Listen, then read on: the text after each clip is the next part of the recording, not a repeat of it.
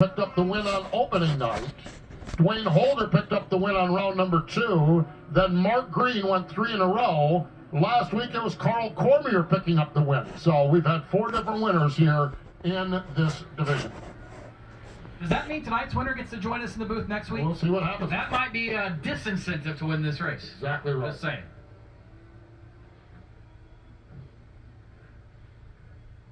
Are you kidding me? Ozzy Osbourne, the Crazy Train. Okay, so speaking of Crazy Train, Dwayne Holder, the 60-year-old racer that will lead us to green from Midland, North Carolina. Okay? He's 60? 60 years old. Like a day over 40. He shows horses for a living. Okay? He used to compete in ballroom dance, and he also used to ride bulls. He was an old bull rider. Now at 60 years old, he's not riding bulls anymore. He's showing horses now. But how about that for Dwayne Cowboy Holder? I love that. This is tame compared to his previous. Yeah, this is nothing compared to what he's done in the past. Bull riding, are you kidding me? You think tangling with Mark, you think he's scared of tangling with Mark Green and Robbie Woodall and Carl Cormier and Lee Jordan? That don't bother him at all. He's climbed on bulls and rode bulls. Oh my gosh. Dwayne Holder, did I mention Ozzy Osbourne, the Crazy Train? Right there. That gives you an indication. He also is really into, he has pets and he teaches them different dog agility skills. So on the Dog Days of Summer night, Dwayne Holder is a very, very avid pet enthusiast and trains some dogs on pet tricks and agility. So love that. What a great guy. Dwayne Holder, 60-year-old racer that's going to lead our field of green.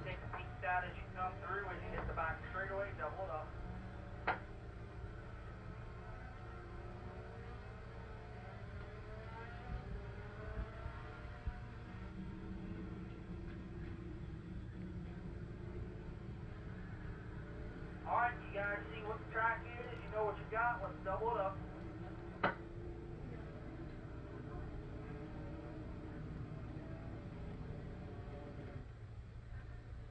Alright, that order's line. So we'll start this race. Next time by, we are lights out, come on green.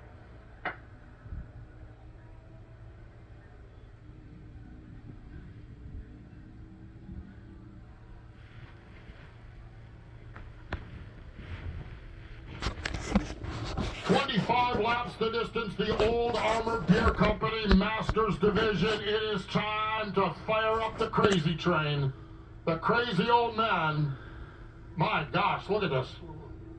What time is it here? Oh my gosh, 8:53. We're only like 6 minutes from bedtime for these old cats. Oh yeah. Into turn number 3. Off turn number 4. And the green lights are on. Lee Jordan got shot out of a can on the outside. Problem is, that is the long way around, and Holder is going to take the lead. Look at this behind him. Robbie Woodall thought about it. Mark Green just shoved it in there on the outside. Green could not make it stick. He's going to be relegated back to at least 4th, maybe 5th. But Holder, well, he is leading the pack off turn number 2. Yeah, Josh Mullen's gone on the inside in the 4th spot, battling side by side with Mark Green as they make their way into turns number 3 and 4. Up off from turn number 4, they come to complete lap number 2, and the old bull rider out there leading the pace in that number 22 car is Dwayne Holder, really starting to step out just a little bit. Has about a 5-6 car length advantage down into turn number 3. Yeah, that's pretty healthy lead for Dwayne Holder, and especially if these 4 behind him get to racing, that may be good as gold out front for him in that number 22 car. But I'll tell you one thing, Lee Jordan, Robbie Wood, those are no slouches behind him. Any single one of them could win at any given track anywhere in the country on any given night. I mean, you look at Lee Jordan, he is a 2-time and consecutive defending champion of the Asphalt Nationals feature the last couple of seasons. One in Vegas, one at the Dominion Raceway. So that's a guy that knows how to get the job done, and he's right behind you right now. Yeah, and Robbie Woodall is the 3-time and reigning Summer Shootout champ, Tony, to your point. You have got Woodall and Jordan behind you, and you're starting to open it up. It's 0.5 of a second, the advantage He actually gained about 9/100ths of a second on that last lap. So when you're pulling out an advantage on Lee Jordan and Robbie Woodall, Dwayne Holder's got things rolling along pretty well right now as he sets the pace. This time by 6 laps down, 19 laps to go. And to go even further back, guy in fourth right now, Josh Mullins won, felt like everything there was to win down in Florida at Winter National. Started to do the same thing in the Spring Series in Nashville, where he got caught up in an accident, ironically under caution, that kind of ruined his week. But ultimately, Josh Mullins kind of in that same breath as Lee Jordan or Robbie Woodall, any of those guys. Of course, Mark Green's success here this year. I mean, these guys, they are certainly good no matter where they go. Right now, the fight for second is what's the best about this entire fight. Yeah, it's really a good one down there as Robbie Woodall kind of took a peek to the inside of Lee Jordan. Nothing doing there. Now, they have closed down the advantage. We talked about it being 5/10. Well, it was down to 3. Now it's back up to 4 as Dwayne Holder has stepped out a little bit. Not sure if they're gaining on him or Holder's just kind of right now managing that margin. We'll see how we go now as they come down to complete lap number 9. It is Dwayne Holder, Lee Jordan, Robbie Woodall. It is Josh Mullins and Mark Green, your front 5, down into turns 1 and 2. And those 5 have pretty much separated themselves from the rest of the field. The first of which, the best of the rest, if you will, is our milkshake provider, Carl Cormier. And apparently the guy that's replacing me here in the mic, Mr. Cormier, did a good job earlier, but right now struggling back in the 6th spot to chase down this group. And again, look at Robbie Woodall trying to find a way around Lee Jordan. Jordan's been losing a little bit of ground to Dwayne Holder, and I think Robbie Woodall is beginning to get just a wee bit impatient. Yeah, I think Robbie Woodall is starting to get a little impatient, but just as we say that, he bobbles a little bit, and you can be impatient all you want, but if you're 3 car lengths behind the guy, there's not much you can do with him. And Robbie Woodall bobbles again. He gets turned around there. Mullins got into the back of him, and around goes Robbie Woodall. And now we're looking at Dwayne Holder up here looking for his second win. There's been some great stuff at the front of the field here for the Masters division. Got a story to tell on Robbie Woodall. He'll probably hate me for it, but I can't remember whether it was this year or last year. We go to Nashville for the Nashville Spring Series, and what is the one thing the driver that's coming to the racetrack probably should have?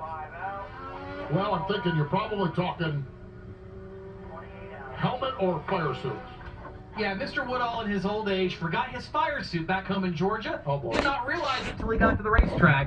Had to borrow a fire suit for a couple of days, and then he finally got his either sent to him or brought to him or something, but yeah, I don't think that'll ever happen again. No, I don't think so. I think you're right on that. You're talking to a guy who left his wallet home tonight. Thank God my daughter had Apple Pay when we stopped at the convenience store for snacks. So, well, you are a master's age, Steve. Old age, Father Time wins. Whoa! What in the wide world of sports? He was riding the bull off turn number 2, and he still sets the pace.